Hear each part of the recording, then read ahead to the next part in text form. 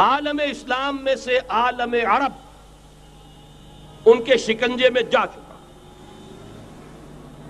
کیوں بنا کر کھڑے ہوئے ہیں اسرائیل کو ماننے کے لیے اور سر تسلیم خم کرنے کے لیے؟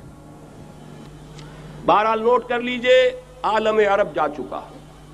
کوئی دن کی بات ہے، میں سنسنی پیدا نہیں کرنا چاہتا، لیکن حالات اور واقعات سے نگاہیں بند کرنا بھی کوئی دانشمندی کی بات نہیں ہے.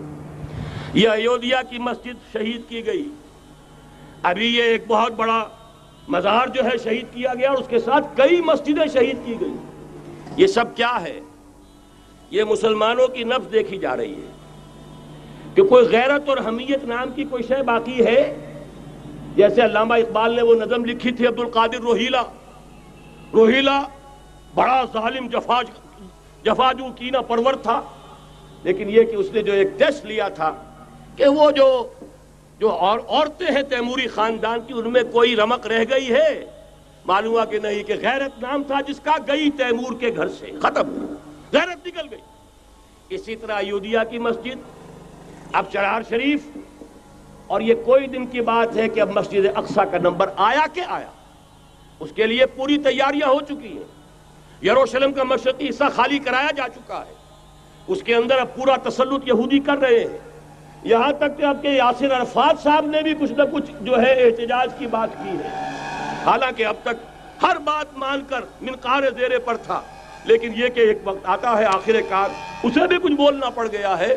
لیکن یہودی اب پیچھے قدم ہٹانے والا نہیں ہے. ان کا تھرڈ ٹیمپل، تیسری مرتبہ ہیکل سلیمانی تعمیر ہونا ہے. نوٹ کر لیجئے، ان کے لیے وہ وہی کچھ ہے جو ہمارے لیے کعبہ ہے. ان کے لیے ہیکل سلیمانی بالکل وہی حیثیت رکھتا ہے جو ہمارے لیے کعبہ. وہ ہیکل سلیمانی ایک مرتبہ پہلے نبوکڈنضر کے ہاتھوں مسمار ہوا، پھر سن 70 عیسوی میں ٹائٹس کے ہاتھوں مسمار ہوا. سن 70 کے بعد آج 1995 میں کتنے برس ہو گئے؟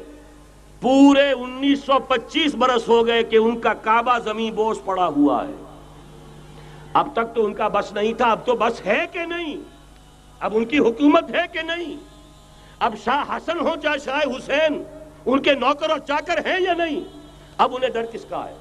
لہذا کوئی دن کی بات ہے، مسجد اقصیٰ شہید ہوگی اور ٹیمپل کی تعمیر شروع ہوگی. یہ تو بہرحال ایک نقشہ ہے. اگلا نقشہ آپ کو بتانا چاہتا ہوں، ایک دوسری تصویر ہے. یہ تصویر ہے زمینی، ایک تصویر ہے آسمانی.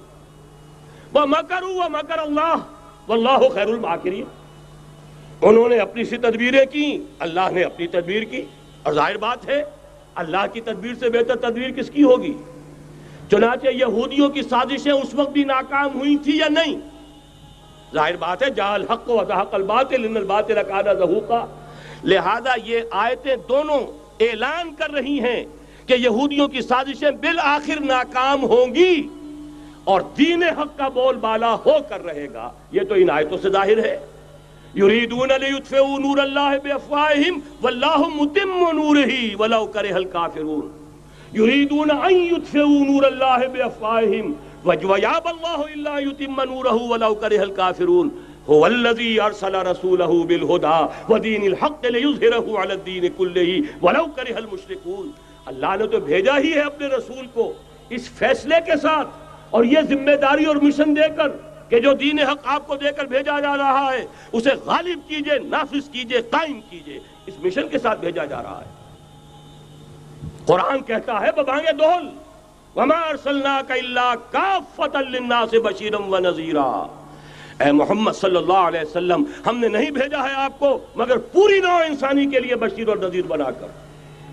تو جان لیجئے کہ یہ مقصد بعثت محمدی صلی اللہ علیہ وسلم بتمام و کمال اس وقت پورا ہوگا جب کل عالم انسانیت پر، کل روئے ارضی پر اللہ کا دین اسی طرح غالب ہو جائے گا جس طرح کہ محمد الرسول اللہ والذین معہ صلی اللہ علیہ وسلم ورضی اللہ تعالی عنہم اجمعین، ان کے ہاتھوں سے، ان کے ایثار سے، ان کی قربانیوں سے، جن کا نقشہ آپ کے سامنے مولانا کھینچ چکے ہیں، ان کے احسار، ان کی قربانیاں، ان کی محنت، ان کی جفا کشی، ان کی سرفروشی، ان کے جان تن من دھن لگا دینے کے نتیجے میں جیسے اس وقت غالب ہوا تھا کل روئے ارضی پر غالب ہوگا، تب کہیں جا کر مقصد بعثت محمدی مکمل ہوگا.